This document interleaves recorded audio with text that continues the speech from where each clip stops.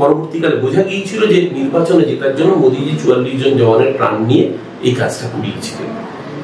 আজকে কে বলতে পারে নতুন কোনো পরিকল্পনা ষড়যন্ত্র রচিত হচ্ছিল কি? 281 কেজি ভোট ট্রাক বোঝাই আরডিএক্স পুলওয়ামায় কে নিয়ে গেল? আজ অব্দি কেন এনআইএ বের করতে পারলো না? বিজেপি এই অর্গানাইজেশনকে পার্টির ক্যাডার হিসেবে ব্যবহার করতে করতে তাদের পুরোপুরি দক্ষতা এক্সপার্টাইজের জায়গাটাকে নষ্ট করে ফেলেছে এনআইএ। কলকাতা পুলিশের নিজস্ব ইন্টেলিজেন্স কাজ করেছিল বলে আজকে হয়তো আগামী দিন ভয়ঙ্কর কোনো অপরাধ হতে পারে। ভয়ঙ্কর। অভিষেক বন্দ্যোপাধ্যায়ের প্রাণ সংশয়, মমতা বন্দ্যোপাধ্যায়ের প্রাণ সংশয়, আরো ভয়ঙ্কর কোনো অপরাধ হতে পারে। যারা টেরারিস্ট নিয়ে কথা বলছে তারা একজন টেরারিস্টকে পার্লামেন্টে পাঠিয়ে দিয়েছে। তাদের সংগঠনের লোকজন, কাশ্মীরের নেতা, একটার পর একটা যখন টেরারিস্ট অ্যাক্টিভিটি সামনে আসছে, দেখা যাচ্ছে কোনো না কোনো ভাবে বিজেপির বিরুদ্ধে সামনে চলে আসছে। মমতা বন্দ্যোপাধ্যায়ের সরকারের বিরুদ্ধে এত ষড়যন্ত্র পুরো পলিটিক্যালি পেরে উঠছে না, তাই হয়তো হত্যার ষড়যন্ত্র। ইতিমধ্যে অভিষেক ব্যানার্জির বাড়ির সামনে রেকি করা হয়েছে এবং সেই বিষয় নিয়ে মমতা ব্যানার্জি বলেছেন যে অভিষেক ব্যানার্জিকে খুন করতে এসেছে, তাকে মেরে ফেলার চেষ্টা করা হচ্ছে বা এই ধরনের মন্তব্য তিনি বলেছেন। তো আপনার কি মতামত এই বিষয় নিয়ে? দেখুন, প্রথমত এটা একটা মারাত্মক বিষয়। মুম্বাইয়ে 26/11 মুম্বাই হামলার জঙ্গি, যার অন্যতম কারিগর ডেভিড কোলম্যান হেডলি, তার সাথেই রাজারাম রেগিকে একাধিক বার্তালাপে দেখা গিয়েছিল, একাধিক সময় দেখা গিয়েছিল এবং একসাথে তাদের ছবি রয়েছে। সেই জঙ্গি কেন কলকাতায় আসবে? কেন কলকাতায় এসে অভিষেক বন্দ্যোপাধ্যায়ের নাম্বার জোগাড় করবে, তার সেক্রেটারির নাম্বার জোগাড় করবে? কেন তার বাড়ির সামনে রেকি করবে? কি উদ্দেশ্য ছিল? তাহলে কি এটা ধরে নিতে হবে? আমরা তো জানি যে এই কাজগুলো, এই টেররিজম রোখার কাজ এনআইএ, ন্যাশনাল ইনভেস্টিগেশন এজেন্সি। আপনাদের মনে থাকবে এই মুম্বাই হামলার পরেই এনআইএ তৈরি করা হয়েছিল। এনআইএ এর কাজ ছিল দেশ জোড়া যে নেটওয়ার্ক জাল টেররিজমের এবং ক্রস বর্ডার টেররিজম, সেটাকে প্রিভেন্ট করার জন্য ইন্টেলিজেন্স নেটওয়ার্ক তৈরি করা। কিন্তু এনআইএ কে দিয়ে বিজেপি তার চাকর বাকরে কাজ করাতে করাতে পাড়ায় কালীপটকা ফাটলো, এখন এনআইএ চলে আসছে বিজেপির কথায়। আর যখন এই ধরনের টেররিস্ট অর্গানাইজেশন অ্যাটাক করছে, আরে বলুন, পুলওয়ামার বুকে যখন ঘটনা ঘটেছিল, কাশ্মীরের রাজ্যপাল সত্যপাল মালিক বলেছিলেন যে তাদেরকে ট্রাকে করে বাই রোড নিয়ে না যেতে, তাদেরকে যেন চপারে করে, হেলিকপ্টারে করে নিয়ে যাওয়া যায়। তাদেরকে বাধ্য করেছিল নরেন্দ্র মোদীর সরকার বাই রোড যেতে এবং পুলওয়ামা বিস্ফোরণ হয়েছিল, তার ডিভিডেন্ড করিয়েছিল। এবং পরবর্তীকালে বোঝা গিয়েছিল যে নির্বাচনে জেতার জন্য মোদীজি ৪৪ জন জওয়ানের প্রাণ নিয়ে এই কাজটা করিয়েছিলেন।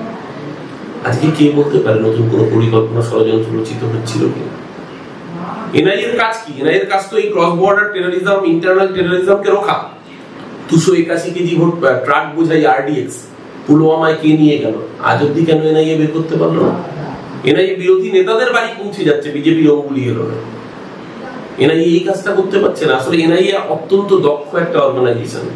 It's most unfortunate for the country, for the nation, যে বিজেপি এই অর্গানাইজেশনকে পার্টির ক্যাডার হিসেবে ব্যবহার করতে করতে তাদের পুরোপুরি দক্ষতা এক্সপার্টাইজের জায়গাটাকে নষ্ট করে ফেলেছে এনআইএ। তার ফল আজকে এনআইএ এর ইন্টেলিজেন্স নেটওয়ার্ক কাজ করছে না। কলকাতা পুলিশকে ধন্যবাদ। এই কলকাতা পুলিশ তাদের গুন্ডা দমন শাখা, তাদের সাইবার নেটওয়ার্ক, তাদের ইন্টেলিজেন্স ব্রাঞ্চ, তাদের কাছে এই তথ্য এসেছিল, সিসিটিভি ফুটেজ এসেছিল। এবং যেহেতু আপনারা জানেন যে যে কোনো টেররিস্ট আউটফিটের সমস্ত ছবি সমস্ত রাজ্য সরকার, কেন্দ্রীয় সরকার বা অনেক ক্ষেত্রে ইন্টারপোল সহ বিভিন্ন ইন্টারন্যাশনাল এজেন্সিগুলো তাদের কাছে শেয়ার থাকে। তো স্বাভাবিকভাবেই এখন কম্পিউটার প্রযুক্তির যুগে, গ্রাফিক্সের যুগে, কোনো টেররিস্টের ছবি যদি কোনো সিসিটিভি ক্যামেরার ফুটেজে ক্যাপচার হয়, তাহলে কিন্তু সাথে সাথে সেটা কম্পিউটার ম্যাচ করে বের করে দেওয়া যায়। সেই প্রযুক্তির সাহায্য নিয়ে কলকাতা পুলিশ আইডেন্টিফাই করে যে এই জঙ্গি কলকাতায় এসেছিল এবং অভিষেক বন্দ্যোপাধ্যায় বাড়ির সামনে রেকি করেছিল। কলকাতা পুলিশের নিজস্ব ইন্টেলিজেন্স কাজ করেছিল বলে আজকে হয়তো আগামী দিন ভয়ঙ্কর কোনো অপরাধ হতে পারে। ভয়ঙ্কর। অভিষেক বন্দ্যোপাধ্যায়ের প্রাণ সংশয়, মমতা বন্দ্যোপাধ্যায়ের প্রাণ সংশয়, আরো ভয়ঙ্কর কোনো অপরাধ হতে পারত। কলকাতা পুলিশকে ধন্যবাদ, পশ্চিমবঙ্গের পুলিশ মন্ত্রী মমতা বন্দ্যোপাধ্যায়কে ধন্যবাদ যে তাদের কর্মদক্ষতা, তাদের তৎপরতার জন্য এই বৃহত্তর অপরাধ, বৃহত্তর ঘৃণ্য ষড়যন্ত্রকে আটকানো গিয়েছে। কিন্তু এই সম্পূর্ণ বিষয় নিয়ে বিরোধী দল থেকে কিন্তু প্রশ্ন উঠছে এইটাই যে সব নেতা মন্ত্রী বা নেতা প্রার্থীদের ছেড়ে লোকসভা ভোটের নির্বাচনে শুধুমাত্র অভিষেক বন্দ্যোপাধ্যায়কে কেন খুন করার চেষ্টা করা হয়েছিল? শুধু অভিষেক বন্দ্যোপাধ্যায় আপনাকে কে বললো? অন্য নেতাদের ক্ষেত্রে যে হচ্ছে না তাকে বললো। বিজেপির নেতা মধ্যপ্রদেশের শিবরাজ সিং চৌহানের ছায়া সঙ্গী, তাকে তো আইএসআই এর আউটফিট হিসেবে ইতিমধ্যে অ্যান্টি টেররিস্ট স্কোয়াড গ্রেপ্তার করেছে। বিজেপির নেতাকে, বিজেপির কাশ্মীরের নেতাকে, সে তো হিজবুল মুজাহিদিনকে অস্ত্র সাপ্লাই করতো। বিজেপির এমপি শান্তি প্রজ্ঞা মালেগাঁও বোমা বিস্ফোরণে অভিযুক্ত, মালেগাঁও বোমা বিস্ফোরণে অভিযুক্ত শান্তি প্রজ্ঞাকে বিজেপি পার্লামেন্টে পাঠিয়ে দিচ্ছে। যারা টেরারিস্ট নিয়ে কথা বলছে তারা একজন টেরারিস্টকে পার্লামেন্টে পাঠিয়ে দিচ্ছে। তাদের সংগঠনের লোকজন, কাশ্মীরের নেতা, সে হুরিয়াতকে অস্ত্র সাপ্লাই করত। বিজেপির মধ্যপ্রদেশের নেতা শিবরাজ সিং চৌহানের ছায়া সঙ্গী বলতে পরিচিত ছিলেন তিনি। আইএসআই এর নেতা, আইএসআই এর সাথে লিঙ্কম্যান হিসেবে কাজ করতেন। সারা ভারতবর্ষে টেরারিস্ট আউটফিটকে সবচেয়ে বেশি সহায়তা করছে যারা, তাদের নাম ভারতীয় জনতা পার্টি। আর এরা মুখে বলছে হিন্দু খাতরে মে হ্যায়, হিন্দুস্তান খাতরে মে হ্যায়। এই পলিটিক্সটা ভারতীয় জনতা পার্টি সব জায়গায় কাজ করার চেষ্টা করছে। আচ্ছা, এটা শেষ প্রশ্ন করবো যে কিছুদিন আগে আমরা জানি যে ব্যাঙ্গালোরে বোমা সশস্ত্র তাদের যে জঙ্গিদের, সেটা এই বাংলা থেকেই তাদেরকে গ্রেফতার করা হয়েছিল। তারপরে অভিষেক ব্যানার্জির বাড়িতে রেকি করা, কোথাও যে একটা সাধারণ মানুষের মনে একটা প্রশ্ন আছে, যেখানে নেতা মন্ত্রীরা সুরক্ষিত না, আমরা কতটা সুরক্ষিত? আপনার কি মনে হয় যে বাংলা এখন এই পর্যায়ে দাঁড়িয়ে কতটা সুরক্ষিত? রামেশ্বরম ক্যাফে ব্লাস্ট যেটা বেঙ্গালুরুতে হয়েছিল, তাতে প্রথম যাকে অ্যারেস্ট করেছিল সে ওখানকার বিজেপি যুব মোর্চার নেতা, এবং তাকে অ্যারেস্ট করে যে নামগুলো পাওয়া যায় সেই নামগুলো থেকে পরবর্তীকালে কলকাতা পুলিশের কাছে ইন্টেলিজেন্স ইনপুট আসে এবং তারপর গ্রেফতার হয়। মাথায় রাখবেন, বেঙ্গালোর থেকে যখন তারা এসছে, তারা কলকাতায় আসার আগে কিন্তু আরো 3টে স্টেট ট্রাভেল করে এসছে।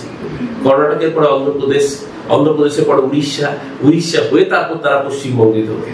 তাহলে কি করছিল এনআইএ? কি করছিল তাদের ইন্টেলিজেন্স নেটওয়ার্ক? ওই যে বললাম, এনআইএ কে বিজেপি চাকর বাকর বানিয়ে রেখেছে তার পলিটিক্যাল টুল হিসেবে ব্যবহার করার জন্য। এনআইএ ইন্টেলিজেন্স কাজ করছে না। কলকাতা পুলিশ সহযোগিতা করেছে বলেই, Kolkata police Paschimbanga police prompt action নিয়েছে বলেই আজকে দেখুন সেই জায়গা থেকে তারা ধরা পড়েছে কাঁথির বুক থেকে। এবং কাঁথিতে ধরা পড়াটা আরো সন্দেহজনক এই কারণেই, কারণ কাঁথিতে নাকি ওনাদের কথা ছাড়া একটা গাছের পাতাও নড়ে না। কাঁথির বেতাজ বাদশাহ ওনারা। তাহলে কাঁথিতে কেন লুকিয়ে রেখেছিলেন? কোন টেররিস্ট কাজ করানোর জন্য? এবং একটার পর একটা যখন টেররিস্ট অ্যাক্টিভিটি সামনে আসছে, দেখা যাচ্ছে কোনো না কোনো ভাবে বিজেপির লিঙ্কিং সামনে চলে আসছে। তাই আমাদের খুব পরিষ্কার কথা, এনআইএ কে এনআইএর মতো কাজ করতে দিন। এনআইএ কে বিজেপির পার্টি অফিস বেয়ারাদের কাজ করাবেন না, এনআইএর এফিসিয়েন্সি নষ্ট করাবেন না। নষ্ট করালে সারা ভারতবর্ষে সন্ত্রাসবাদ বৃদ্ধি পাবে এবং হয়তো তাতে আপনার সাময়িক গেম পাবেন। আজকে অভিষেক বন্দ্যোপাধ্যায়কে খুনের যে ষড়যন্ত্র করেছিল, দিনের আলোর মতো পরিষ্কার। তার মানে অভিষেক বন্দ্যোপাধ্যায়কে ভয় পাচ্ছে বিজেপি। মমতা বন্দ্যোপাধ্যায় একমাত্র শক্তি যাকে হারাতে পারছে না বিজেপি। কেজরিওয়ালকে জেলে করতে পেরেছে, হেমন্ত সোরেনকে জেলে করতে পেরেছে।